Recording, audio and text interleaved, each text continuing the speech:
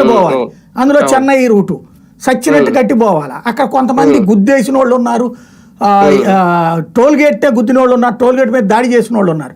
అట్లాంటి తట్టుకోవడానికి ఆయన ఒక కమ్యూనిస్ట్ ఆయన తీసుకుని ఉన్నాడు అప్పట్లో కాంట్రాక్ట్.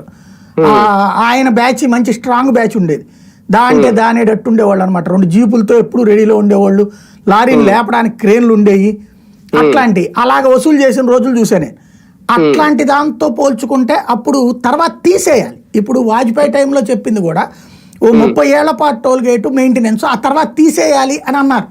కానీ తర్వాత ఏం చేస్తున్నారు, ఇక ప్రభుత్వాలు తమ బాధ్యత వదిలేసినాయి. ఇప్పుడు మొదట కన్స్ట్రక్షన్ కాస్ట్ ఎక్కువ అవుతుంది కాబట్టి పీపీపీ పెట్టారు, బాగానే ఉంది.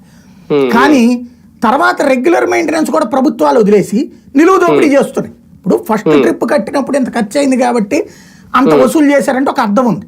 తర్వాత ఏమవ్వాలి, ఏళ్ళు పోయిన తర్వాత దాని టర్మ్ పూర్తి అయిపోయిన తర్వాత ఉట్టి గుంటలు పూడ్చుకోవడం పైన మెయింటెనెన్సే కదా. అంటే అంతకు ముందు జరిగే ఖర్చులో ఒక 20 to 30% కదా అయ్యేది.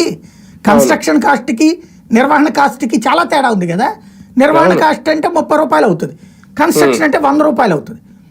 మరి తీసేయాలి కదా అవి, లేదా తగ్గించాలి కదా. టోల్ గేట్లు పెరుగుతున్నాయే కానీ తగ్గట్లా. ఇది మొదట ప్రజల ప్రయోజనాల కోసం ప్రారంభమై ఆ పైన ప్రజల దోపిడీకి కారణం అవుతుంది ఇప్పుడు టోల్ గేట్. ఇవాళ దాని గురించి ఎవడన్నా